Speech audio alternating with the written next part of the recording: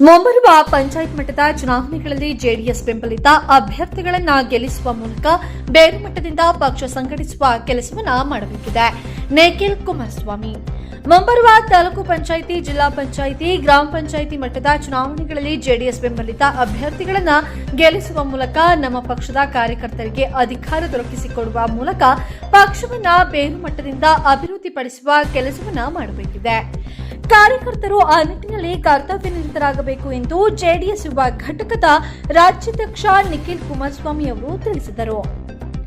ತುಮಕೂರು ಜಿಲ್ಲೆ ಚಿಕ್ಕನಾಯಕನಹಳ್ಳಿ ವಿಧಾನಸಭಾ ಕ್ಷೇತ್ರದ ವ್ಯಾಪ್ತಿಯ ಶಿರಾ ತಾಲೂಕು ಬುಕ್ಕಾಪಟ್ಟಣ ಹೋಬಳಿ ಕೇಂದ್ರದಲ್ಲಿ ಜನರೊಂದಿಗೆ ಜನತಾದಳ ಕಾರ್ಯಕ್ರಮವನ್ನು ಉದ್ದೇಶಿಸಿ ಮಾತನಾಡಿದ ಅವರು, ಜೆಡಿಎಸ್ ಕಾರ್ಯಕರ್ತರ ಪಕ್ಷವಾಗಿದ್ದು ರೈತರ ಹಿತ ಕಾಯುವ ಹೋರಾಟಗಳನ್ನು ಮಾಡಿಕೊಂಡೇ ರಾಜ್ಯದಲ್ಲಿ ಉಳಿದಿದೆ.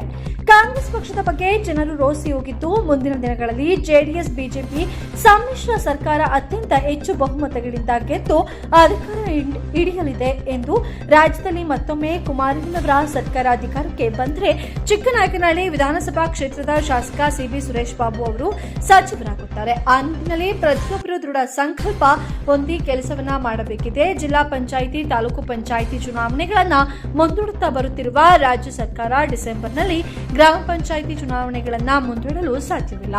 ಆದ್ದರಿಂದ ಪ್ರತಿ ಗ್ರಾಮ ಪಂಚಾಯಿತಿ ಮಟ್ಟದಲ್ಲಿ ಜೆಡಿಎಸ್ ಕಾರ್ಯಕರ್ತರು ಅಧಿಕಾರವನ್ನು ಹೊಂದಬೇಕು ಹಾಗೂ ಆ ಮೂಲಕ ಬೇರು ಮಟ್ಟದಿಂದ ಪಕ್ಷವನ್ನ ಸಂಘಟಿಸಿ ಕಾರ್ಯಕರ್ತರ ಸಂಖ್ಯೆಯನ್ನು ಹೆಚ್ಚಿಸಿ ಅವರಲ್ಲಿ ಉರಿದುಂಬಿಸಿ ಶಕ್ತಿನ ತುಂಬುವ ಕೆಲಸ ಆಗಬೇಕಿದೆ.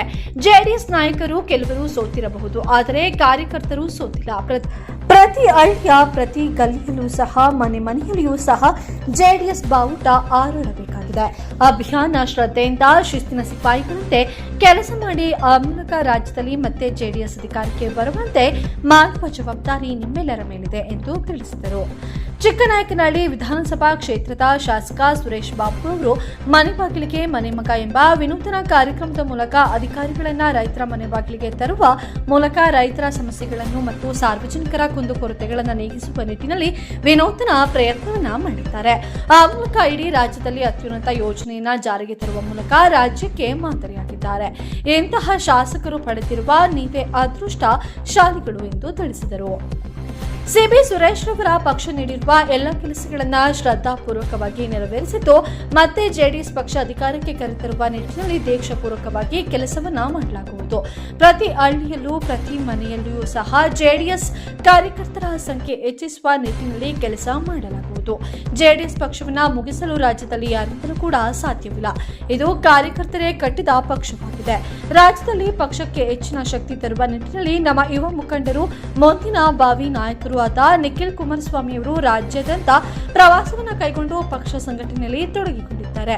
ತುಮಕೂರು ಜೆಡಿಎಸ್ ಭದ್ರಕೋಟೆ ಎಂಬುದನ್ನು ಮತ್ತೊಮ್ಮೆ ಖಾತರಿಪಡಿಸುವ ಜವಾಬ್ದಾರಿ ನಮ್ಮ ಮೇಲಿದೆ.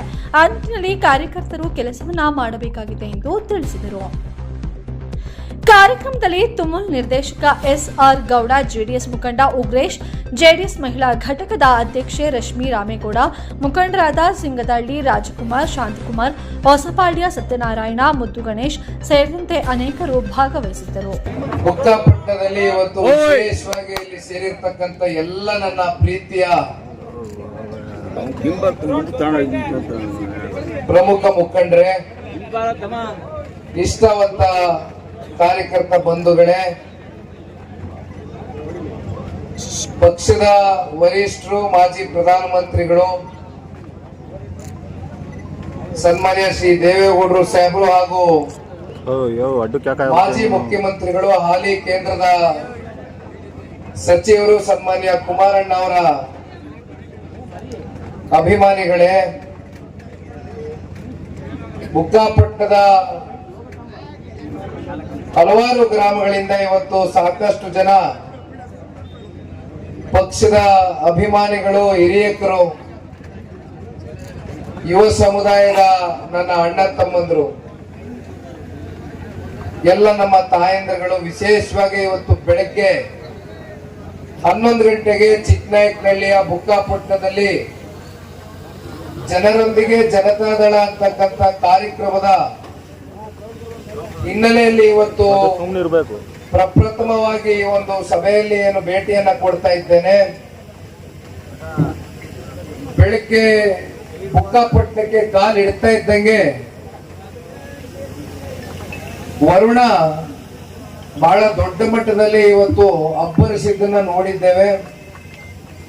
ಆದ್ರೂ ಕೂಡ ತಾವೆಲ್ಲರೂ ನಮ್ಮ ಜೊತೆಯಲ್ಲಿ ಪ್ರೀತಿಯಿಂದ, ಅಭಿಮಾನದಿಂದ, ವಿಶ್ವಾಸದಿಂದ ಹೆಜ್ಜೆಯನ್ನ ಹಾಕ್ತಾ ಇಲ್ಲಿಯವರೆಗೂ ಈ ಒಂದು ಕಾರ್ಯಕ್ರಮಕ್ಕೆ ಒಂದು ಯಶಸ್ಸನ್ನ ತಂದ್ಕೊಡ್ತಕ್ಕಂಥ ನಿಟ್ಟಿನಲ್ಲಿ ತಾವೆಲ್ಲರೂ ಬಹಳ ತಾಳ್ಮೆಯಿಂದ ಕೂತಿದ್ದೀರಿ.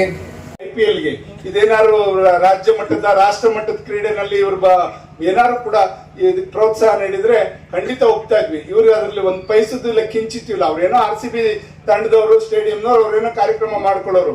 ಇವ್ರ ಕುಟುಂಬದ ಕಾರ್ಯಕ್ರಮ ಮಾಡೋ ರೀತಿಯಲ್ಲಿ ವಿಧಾನಸೌಧದ ಮುಂದೆ ಯಾವುದೇ DPR ಅನುಮೋದನೆ ಇಲ್ದಂಗೆ ಇವತ್ತು ಯಾರನ್ನ ಪ್ರೋಟೋಕಾಲ್ ನ ಮೇಂಟೈನ್ ಮಾಡ್ದಂಗೆ ಅವ್ರ ಕುಟುಂಬದ ಕಾರ್ಯಕ್ರಮ ಮಾಡ್ದಂಗೆ ಮಾಡಕ್ ಹೊರಟು ಅಮಾಯಕ 11 ಜನ ಬಲಿ ತಗೊಂಡ್ರಲ್ರಿ. ದಯಮಾಡಿ ಇವ್ರಿಗೆ ನಾಚಿಕೆ ಆಗ್ಬೇಕು. ಇಂತ ರೀತಿನಲ್ಲಿ ವರ್ತಿಸ್ತಕ್ಕಂಥದ್ದು ಯಾಕೆ ಇದನ್ನ ಮಾಡೋದು ಅಂದ್ರೆ ನೀವು ಯೋಚನೆ ಮಾಡ್ಬೇಕಾಗ್ತದೆ. ಇವತ್ತು ಯುವ ನಿಧಿ ಅಂತ ಒಂದು ಪಂಚ ಯೋಜನೆಯಲ್ಲಿ ಒಂದು ಯೋಜನೆ ಇಟ್ಟಿದ್ದಾರೆ. ಅದ್ರಲ್ಲಿ ಯುವ ನಿಧಿಯಲ್ಲಿ ಇಡೀ ರಾಜ್ಯದಲ್ಲಿ ಎಷ್ಟು ಜನ ಅದಕ್ಕೆ ನೋಂದಣಿ ಆಗಿದ್ದಾರೆ? 2,80,000 ಜನ ಆಗ್ಯಾರೆ. ಯಾರು ಇವ್ರು ಸ್ವಾಭಿಮಾನಿ ಯುವಕರು, ಇವ್ರು 3,000ಕ್ಕೆ ಯಾರು ಕೂಡ ಕೈ ಚಾಚ್ಕೊಂಡು ನಿಂತಿಲ್ಲ ನಮ್ಮ ರಾಜ್ಯದ ಯುವಕರು.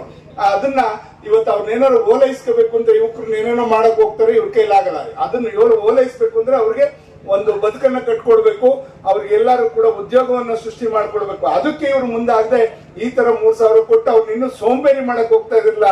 ರಾಜ್ಯ ಕಟ್ಟಂತ ಯುವಕರನ್ನ ಈ ತರ ನೀವು ಕುಗ್ಸಂತ ಕೆಲಸ ಮಾಡ್ತಾ ಇರ್ತಕ್ಕಂಥ ಈ ಸರ್ಕಾರ ಖಂಡಿತ ಇದೆಲ್ಲದಕ್ಕೂ ಕೂಡ ನೀವು ಪ್ರತಿ ಉತ್ತರ ಯಾವುದೇ ಚುನಾವಣೆ ಬಂದ್ರು ನೀವು ಕೊಟ್ರೆ, ಅವ್ರು ಯಾಕೆ ಜಿಲ್ಲಾ ಪಂಚಾಯತ್, ತಾಲೂಕ್ ಪಂಚಾಯತ್ 2 ವರ್ಷದಿಂದ ಮಾಡ್ತಾ ಇಲ್ಲ ನಿಮ್ಗೆ ಗೊತ್ತಾ? ಕೊಟ್ರೆ ಎಲ್ಲೂ ಕೂಡ ನಮ್ಮ ಅಧಿಕಾರ ಬರಕ್ ಸಾಧ್ಯ ಇಲ್ಲ ಅಂತಕ್ಕಂಥ ಆಲೋಚನೆಯಲ್ಲಿ ಇವತ್ತು ನಮ್ಮ ಕೆಳಮಟ್ಟದ ಅಧಿಕಾರಿಗಳನ್ನೆಲ್ಲದನ್ನು ಕೂಡ ಮೊಟಕು ಮಾಡ್ಲಿಕ್ಕೆ ಹೊರಟಿರ್ತಕ್ಕಂಥದ್ದು. ತಾಕತ್ತಿದ್ರೆ ಇವರು ಜಿಲ್ಲಾ ಪಂಚಾಯತಿ, ತಾಲೂಕ್ ಪಂಚಾಯತಿ ಎಲೆಕ್ಷನ್ ಮಾಡ್ಲಿ, ಕಾರ್ಪೊರೇಷನ್ ಎಲೆಕ್ಷನ್ಗಳು ಮಾಡ್ಲಿ, ಇದೆಲ್ಲ ಮಾಡ್ಲಿಕ್ಕೆ ಯೋಗ್ಯತೆ ಇಲ್ಲ. ಸುಮ್ನೆ ಈಗ ಭಾಗ್ಯಗಳ ಅಧ್ಯಕ್ಷಗಳಿಗೆ 3 ಸತಿ 3 ಪಟ್ಟು ಮುಂದೆನೆ ಅವ್ರಿಗೆ ದುಡ್ಡನ್ನ ಅಡ್ವಾನ್ಸ್ ಆಗಿ ಕೊಡ್ತಾರೆ. 7.5 ಕೋಟಿ ಹಣವನ್ನ ಅಡ್ವಾನ್ಸ್ ಆಗಿ ಅವ್ರಿಗೆ ಕೊಡ್ತಾರೆ. ಇವ್ರು 3 ತಿಂಗಳು ಇದನ್ನ ಕೊಟ್ಟಿಲ್ಲ, ಇನ್ನು ಏನು ದುಡ್ಡನ್ನ ಮಾರ್ಚ್ ಕೊಟ್ಟಿಲ್ಲ, ಏಪ್ರಿಲ್, ಮೇ, ಜೂನ್ ಇದು 3 ತಿಂಗಳದನ್ನು ಕೂಡ ಹೆಣ್ಮಕ್ಳಿಗೆ 2,000 ಹಾಕೋದು, ದುಡ್ಡು ಹಾಕಕ್ಕೆ ಇವ್ರಿಗೆ ಯೋಗ್ಯತೆ ಇಲ್ಲ. ಅದನ್ನ ನೋಡ್ಕೊಳಕ್ಕಂತ, ಅದನ್ನ ನೋಡ್ಕೊಳ್ಳೋದು ಏನಿದೆ ಅದರಲ್ಲಿ ಅಕೌಂಟ್ ಥ್ರೂ ಅಕೌಂಟ್ ಅವ್ರಿಗೆ ಹೋಗುತ್ತೆ. ಅದನ್ನ ನೋಡ್ಕೊಳ್ಳೋದು ಏನಿದೆ, ಯಾರ ಅಧಿಕಾರಿ ಕೂತ್ಕೊಂಡು ಅಲ್ಲಿ ಬೆಂಗಳೂರಲ್ಲೇ ನೋಡ್ಕೋಬಹುದು, ಅವನ IAS ಆಫೀಸರ್. ಅದಕ್ಕೊಂದು ಸಮಿತಿ ಮಾಡಿ ಇವ್ರಿಗೆ ಸಂಬಳಗಳು ಕೊಟ್ಕೊಂಡು ಇವ್ರಿಗೆ ಕಚೇರಿ, ಇವ್ರಿಗೆ ಇದನ್ನ ಮಾಡಕ್ಕೆ ಅಡ್ವಾನ್ಸ್ ಆಗಿ 3 ತಿಂಗಳು ದುಡ್ಡು ಹಾಕ್ತಾರೆ ಅಂದ್ರೆ ಇವ್ರಿಗೆ ನಾಚಿಕೆ ಆಗಲ್ವಾ? ಇವ್ರದೇನು ಇದನ್ನ ಕಾಂಗ್ರೆಸ್ ಪಾರ್ಟಿ ದುಡ್ಡ? ನಿಮ್ದು ಬೆವರು ಸುರಿಸಿ ನೀವೆಲ್ಲ ಏನು ತೆರಿಗೆ ಕಟ್ಟಿರ್ತೀರಿ, ಆ ಹಣದಲ್ಲಿ ಇವ್ರು ಈ ತರ ಚೆಲ್ಲಾಟ ಆಡ್ತಾರೆ. ಇವ್ರ ಪಕ್ಷದ ಒಂದು ಇದನ್ನು ಕಾರ್ಯಕರ್ತರಿಗೆ ಕೊಟ್ಟಿರ್ತಕ್ಕಂಥದ್ದು ನಾಚಿಕೆಗೇಡು ಅಂತಕ್ಕಂಥದ್ದನ್ನ ಈ ಸಂದರ್ಭದಲ್ಲಿ ನೇರವಾಗಿ ಹೇಳಲಿಕ್ಕೆ ಬಯಸ್ತೇನೆ.